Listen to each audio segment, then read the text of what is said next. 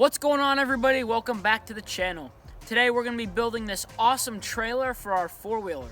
Let's go ahead and get started with the project. So this is the four-wheeler that we're going to be building a trailer for today. It is a 500, so it's got a pretty big engine. It's very strong. It can tow 2,000 pounds, so it should be perfect for this. I don't have a set plan on how I'm going to do this, but I did purchase this little thing for the hitch. It just goes over like this and locks in. And now that's how we can attach our trailer. It's very strong. It has a lot of movement to it, so it's not going to bind up or anything. And I think this is going to be perfect. I'll leave a link to this in the description box down below. It was like $13 on Amazon. I also have two of these tires here. I think they're like 13 or 15 inches in diameter. I picked these up at Harbor Freight a while ago, and I also have the bolts and the nuts for them, so it's going to work out really good. I started out the trailer by gluing two 16-foot long 2x4s into one big block that was 3.5 inches by 3 inches thick. I put a lot of glue and I made sure to clamp it tight while it dried to get a good joint.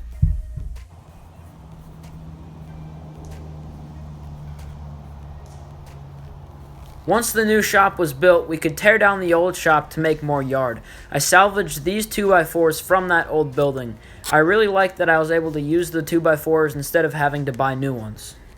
The next step was to rip down some plywood for the base of our trailer.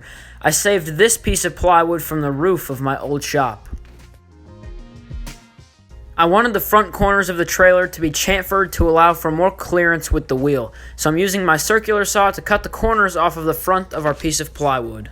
I think adding these chamfers also gives the trailer a nice decorative touch instead of just being big, square, and blocky.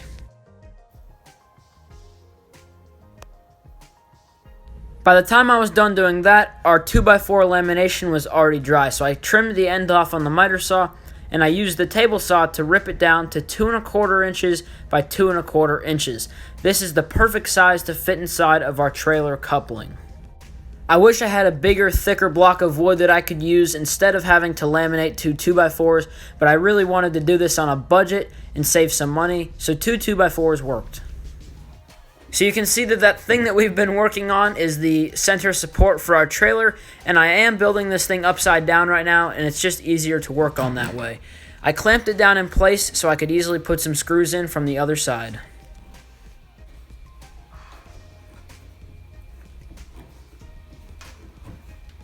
I made sure to countersink all of the holes because I didn't want any screw heads sticking up above the surface.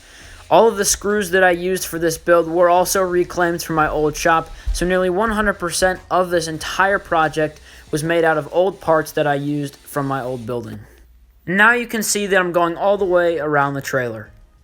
I'm making sure to clamp every piece in place nice and tight, so that way I can screw it in without it moving. With the perimeter of the trailer done, I can continue adding blocking on the inside. This is really going to help support the trailer and stiffen it up. These are just full 2x4s that I've glued and screwed into place.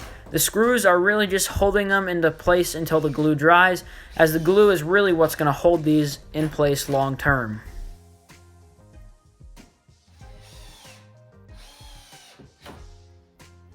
I figured it was time to go ahead and install the hitch coupler, so I slid it onto the end and used a pencil to mark out all the holes. There's 2 holes on the top and there's 2 holes on the side. Now, my biggest problem with this coupler is that those 2 holes on the top and 2 holes on the side actually intersect with each other, so that's a big flaw in the design of this thing, so just be aware if you go ahead and buy that one.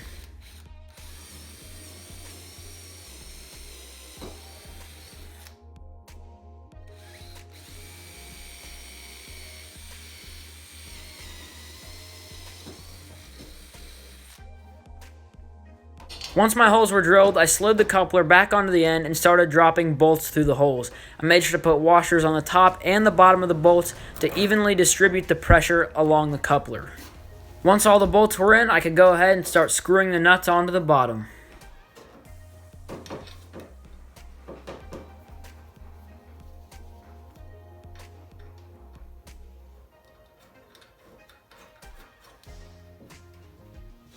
Now we've got to build this axle, so I dug through my scrap pile and found 2 pieces of 6/4 hard maple that are going to work perfectly.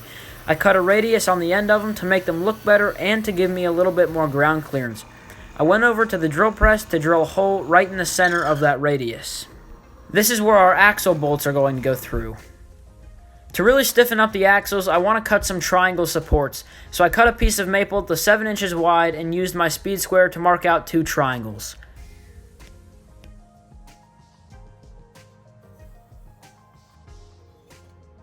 Then it was back over to the bandsaw to cut them out. This didn't have to be a precise cut, so that's why I'm not using the miter saw here.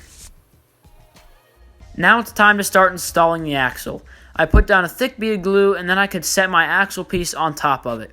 I made sure it was on my line and then I could use my drill and install it with some pocket screws.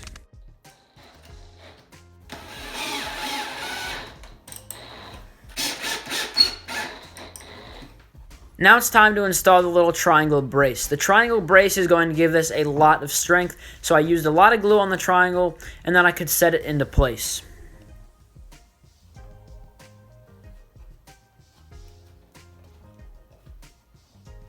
Once again, I used pocket screws to hold it in place nice and tight.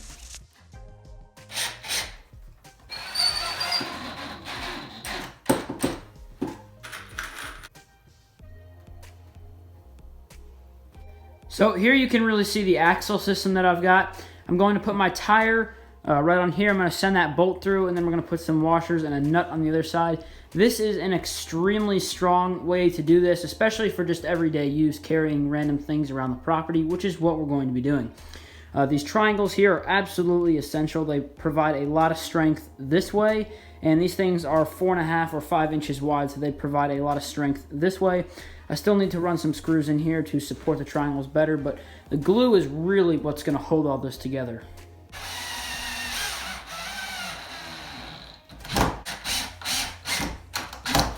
And like I said in the beginning of the video, I picked up these wheels at Harbor Freight for like 10 bucks a piece, and they seem to be a pretty good quality. We've used them for several different things, and they have lasted a long time.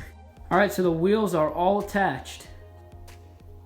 If I feel it's necessary, I can eventually add a brace from here all the way over to here, but I'm going to roll with this, but this is just really, really strong. That glue has kind of had a chance to dry, so I don't think those are going anywhere.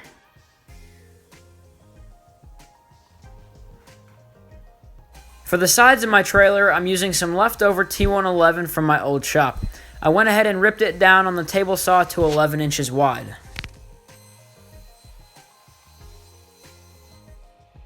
Now I'm cutting some pieces of 2x2 to act as some supports for the sides. You'll see what I mean in a minute. As you can see, the 2x2 acts as a corner piece between the trailer side and the trailer bottom.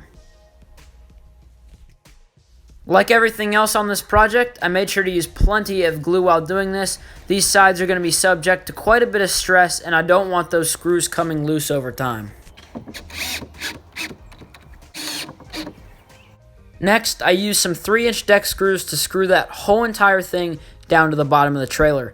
Those long screws go down into the framing that I put on the bottom of the trailer, and that makes it very, very strong. So you can see I just continued the sides all the way around, doing the same thing with the 2x2s as support. You got a little interesting up here with all the angles, but I made it work. It looks pretty darn good.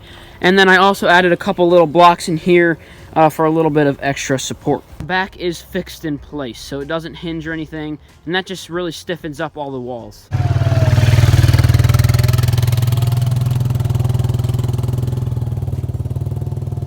Okay, so I think our trailer is completely done. I think the last thing that we have to do is give it a nice coat of paint. Ah, there we go. That's a little bit better. One last thing before we wrap up this video, I went back and I put 4 big lag bolts into each one of the little axle assemblies, the wheel assemblies, and this is really going to help hold them in place. These are 4-inch lag bolts, so I've got a lot of bolt going into that wood, and it's hard maple, so they shouldn't pull out. Guys, I'm super happy with how this one came together. It's so nice that we're going to be able to have a trailer for our 4-wheeler. We can move stuff around the property, we can carry different things, and it's so much easier than trying to carry it with your hands or put it on the racks. It came out way better than I expected. That hitch coupler was definitely the key to success. I would not build one of these unless I had one of those. And as I was mentioning in the video, every single piece from this trailer was built with wood and materials from my old shop. If you're not already subscribed to the channel, make sure you go ahead and get subscribed. Also, make sure you hit that notification bell so you get notified whenever I post a new video. For some reason, if you don't hit that notification bell, you won't ever get notified when I post a new video, and most people don't see it, so definitely make sure you hit that bell. Also, be sure to follow me on Instagram, Seth Custom Creations. I post a lot of behind-the-scenes stuff and stuff that doesn't get put up on the YouTube channel, so definitely make sure to check me out on Instagram. I'll put the name up there on the screen. And lastly, guys, I have a website. If you haven't checked out the website, I would highly encourage you to do that. I have products on there, more information about me, and some other stuff that you might like. So there's a link in the description box down below to visit my website. I'll see you guys next week.